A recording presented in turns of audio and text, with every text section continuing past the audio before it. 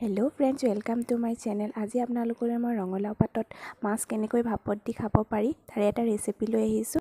ৰেচিপিটোৰ বাবে আমাক লাগিব অলপ আদা, নহৰু, কেঁচা জলকীয়া, মই মান ধনিয়া পাতো কেইখিলামান লৈছোঁ আৰু সৰিয়হ অলপ আৰু 2 পিচ ৰৌ মাছ লৈছোঁ, 3 খিলা ৰঙালাও পাত লৈছোঁ আৰু সেই পাত কেইখিলা মই অলপ গেছত সেকি লৈছোঁ যাতে অলপ কোমল হৈ যায়, মেৰিয়াবলৈ মাছ কিপি সুবিধা হয়। আৰু এটা পাত্ৰ লৈছোঁ, তাতে এখন ষ্টিলৰ ফুটা এনেকুৱা চালনী টাইপ লৈছোঁ আৰু এখন ঢাকন আৰু পানী অলপ বইল হ'বলৈ দিছোঁ। আৰু এতিয়া মেৰিনেশ্যনটো কৰি ল'ম। অলপ হালধি দিছোঁ, তাতে অলপ নিমখ দিছোঁ সোৱাদ অনুযায়ী, তাৰপৰা তাতে কেঁচা মিঠাতেল এচামুচমান দি দিছোঁ। এতিয়া ইয়াত অলপ জালুক গুড়িও এড কৰি দিছোঁ।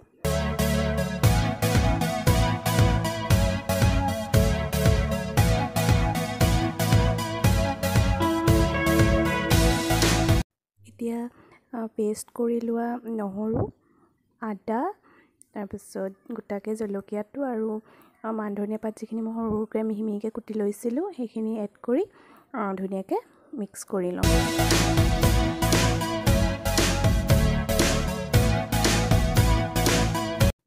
এতিয়া ইয়াত পেষ্ট বনাই লোৱা সৰিয়হখিনি লৈ পেলাই ধুনীয়াকৈ গোটেইখিনি মিক্স কৰি ল'ম।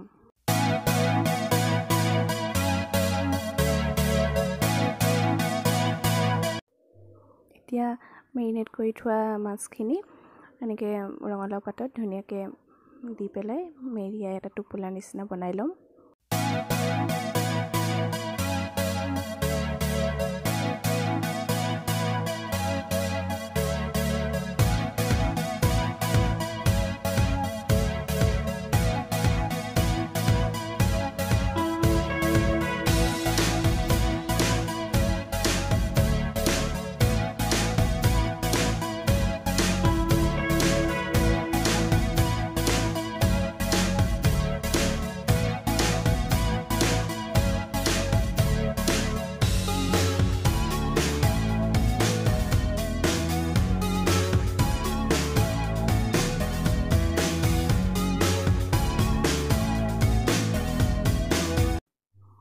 এতিয়া টোপোলাটো এনেকৈ বান্ধি ল'লোঁ এডাল সূতাই।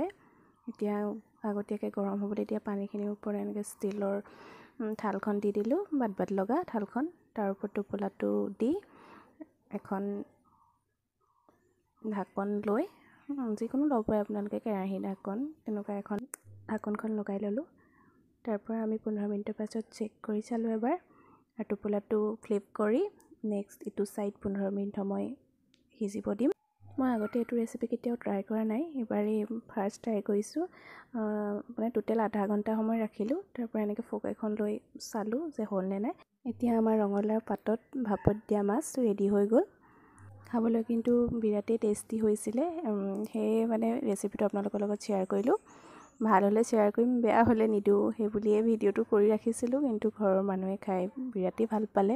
ৰঙালাওৰ পাতৰ এটা টেষ্টটো মাছটোত আহি গ'ল, সেয়ে চবে ভাল পালে খাই। সেয়া আপোনালোকেও এনেকৈ ট্ৰাই কৰি চাবচোন।